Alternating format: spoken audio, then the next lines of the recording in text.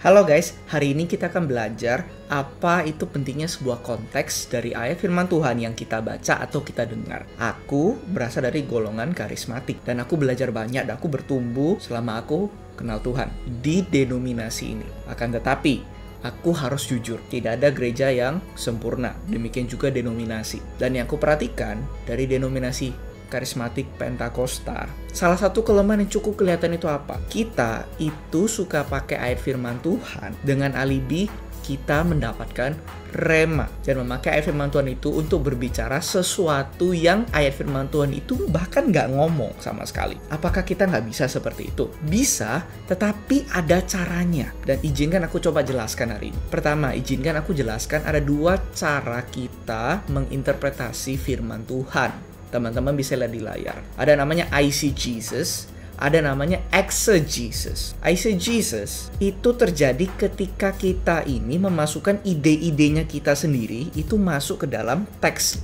firman Tuhan. Tetapi kalau exegesis, kita itu menggali keluar. Firman ngomong apa, itu yang kita pakai. Perbedaannya di situ. Satu berfokus pada aku maunya apa yang aku percaya, itu aku masukkan ke dalam ayat firman Tuhan, lalu aku bagikan ke orang. Tetapi kalau yang kedua, exegesis, itu berfokus pada aku pingin tahu ayat firman Tuhan ini ngomong apa, dan itu aku bagikan ke orang. Dan sungguh sangat disayangkan, di denominasi karismatik, tidak semua memang, tetapi banyak yang rentan melakukan kesalahan ini. Kita sering eisegesis instead of exegesis. Kita itu seringnya memasukkan ide dan nilai-nilai kepercayaan kita yang kita anggap benar, itu kita masukkan ke dalam teks ayat firman Tuhan, lalu kita bagikan ke orang. Dan aku mesti jujur, aku juga melakukan itu dulu. Dengan alasan apa aku bilang? Karena rema. Aku dapatnya dalam doa, ayat ini ngomongnya begini. Tetapi kalau kita mau jujur, ini nggak ngomong sama sekali soal itu. Anyway, sekarang kita tahu exegesis itulah yang harus kita lakukan ketika kita memakai ayat firman Tuhan. Dan aku akan tunjukkan dengan satu saja contoh ayat firman Tuhan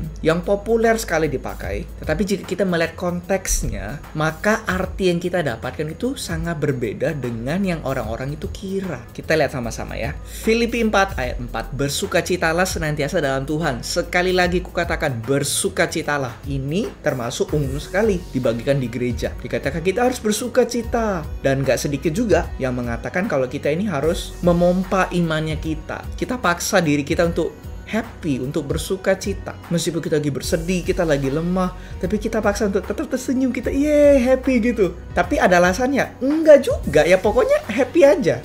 Bilang, oh Tuhan itu baik, tapi nggak ngerti persis kenapa. Pertanyaannya, apakah ayat ini ngomong seperti ini? Kita lihat secara konteks itu gimana. Sebagai ayat untuk berkhotbah dengan bagus, ayat ini sangat cocok banget. Oh iya, intinya kita harus bersuka cita. Apapun terjadi, bersukacitalah senantiasa, setiap waktu kita bersukacita. Tetapi jika kita melihat konteks, kita akan mendapatkan sesuatu yang sangat berbeda. Kita coba lihat. Kalau kita lihat secara konteks pasal, alasan kenapa Paulus bilang kita harus bersukacitalah senantiasa, itu bukan tipe sukacita yang kita ini memompa-mompa imannya kita paksa diri kita untuk senyum. Bukan seperti itu. Bukan happy, kita ini bahagia tanpa alasan yang jelas. Bukan seperti itu. Ini juga bukan wishful thinking. Tapi ketika Paulus bilang bersukacitalah senantiasa, itu ada alasannya. Karena ada harapan di masa depan, di mana Tuhan akan datang dan memulihkan segala sesuatu. Ada kedamaian abadi bersama dengan Tuhan di kekekalan. Itu alasannya kenapa Paulus bilang kita harus bersukacita senantiasa. Itu teman-teman coba baca deh di ayat 1 sampai ayat 5. Dan alasannya kedua, kenapa Paulus mengatakan kita harus bersukacita, teman-teman bisa lihat konteksnya. Itu ada di ayat 12 sampai ayat 18. Selain sukacita yang akan datang di kekekalan, ada sukacita yang ada sekarang. Sekali lagi, ini bukan mompa-mompa iman atau sukacita kita tanpa alasan yang jelas. Enggak. Tetapi, karena dari kesengsaraannya Paulus yang dia alami waktu itu, khususnya di ayat 15 sampai 17, itu cukup jelas dikatakan kalau orang-orang itu jadi mendengar Injil lebih banyak karena Paulus menderita, ada dalam penjara. Jadi ada orang lain yang memberitakan Injil secara nggak sengaja, meskipun bahkan dengan maksud jahat untuk menjatuhkan Paulus. Tapi Paulus bersukacita.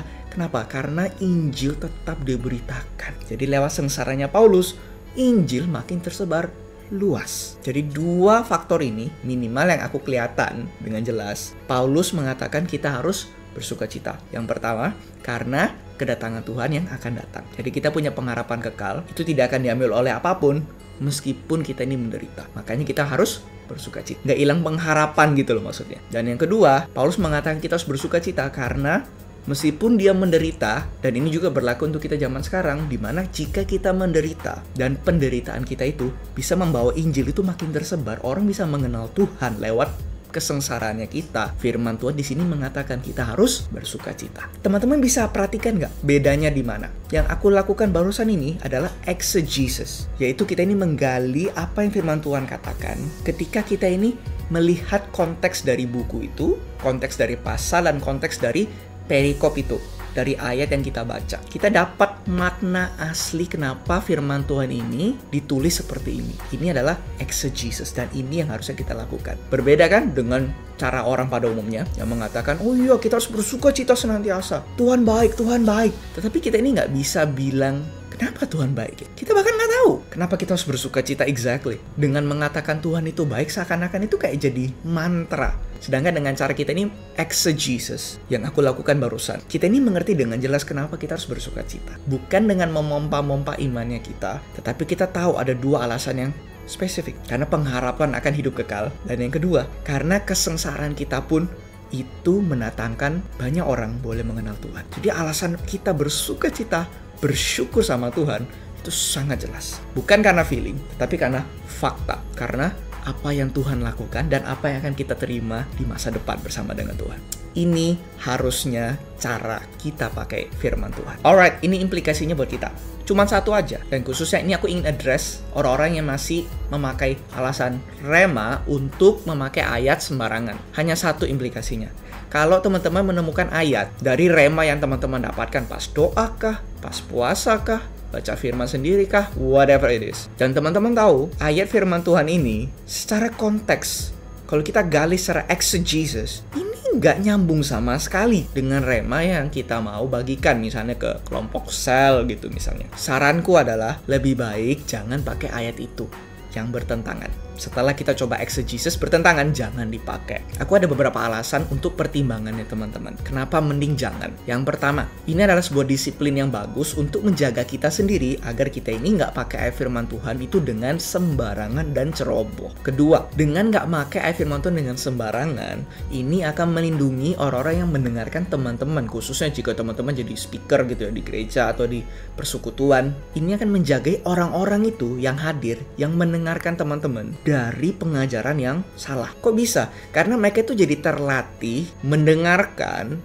firman Tuhan yang disampaikan dengan tepat secara exegesis, bukan eisegesis. Jadi kita kalau ingin jaga domba-domba Tuhan yang ada dalam pengembalaannya kita dari pengajaran sesat, simple, pastikan kita membiasakan bagikan firman Tuhan itu pakai ayat firman Tuhannya itu tidak bertentangan dengan konteks. Itu cara paling sederhana. Ketiga, dengan nggak pakai ayat firman Tuhan dengan sembarangan, meskipun dengan beralasan pakai rema, kita jadi pribadi yang menghargai firman Tuhan. Kalau firman Tuhan tidak berbicara soal itu, dalam konteks ini adalah bertentangan bahkan dengan apa yang firman Tuhan ajarkan, kalau kita lihat dari segi konteks, itu adalah bentuk kita menghargai firman Tuhan. Dan yang terakhir, kalaupun rema yang kita dapat itu beneran dari Tuhan. Aku nggak bilang teman-teman suruh ganti rema itu, enggak. Tapi yang perlu diganti itu apa? Cara pikir kita.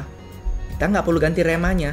Kita yang mesti kerjakan PR kita. Kalau ayat firman Tuhan ini setelah kita renungkan, secara konteks kita nggak bisa pakai untuk bagikan rema yang kita dapat. Ya sudah toh, cari ayat firman Tuhan lain yang bisa bahas rema yang kita dapat. Repot di kitanya, tentu saja. Makanya firman Tuhan bilang jangan banyak mau jadi guru, karena kita akan dituntut lebih berat. Karena ingat, tujuan kita sebagai orang yang membawakan firman, rema whatsoever, kita nggak bagikan ide dari kitanya. Kita ingin bagikan apa yang Tuhan mau sampaikan, baik itu rema kah ataupun itu firman Tuhan kah, logos. Tetapi satu yang aku pegang, teman-teman coba pertimbangkan. Kalau goal kita sama nih, yaitu sama-sama ingin bagikan firman Tuhan ke orang lain agar mereka bisa mendengar kebenaran dan hidupnya mereka bisa Tuhan berkati dan Tuhan Jamah. Kalau sama nih goal kita, ya sudah, jangan kita melanggar logos demi kita menghalalkan rema. Yang artinya apa? Jangan beralasan kita dapat rema dan kita ini bisa sembarangan pakai ayat firman Tuhan sesuka hatinya kita. That's not how it works. Justru yang membuktikan kalau rema yang kita dapat itu dari Tuhan. Kalau bagi aku ya, simple. Kita akan temukan ayat firman Tuhan yang mensupport rema yang kita dapat. Gitu aja. Jadi aku harap kita bisa belajar bijaksana cara pakai firman Tuhan tanpa menghalalkan rema demi melanggar logos. Karena aku percaya logos dan rema itu tidak bertentang. Justru logos akan mengkonfirmasi rema yang kita dapat itu dari Tuhan apa tidak. Dan rema akan selalu berbasis pada logos, yaitu firman Tuhan itu sendiri. Yuk kita jadi pengajar firman Tuhan yang bijaksana. Dan kita jadi orang-orang Kristen yang makin bijak kita pakai firman Tuhan.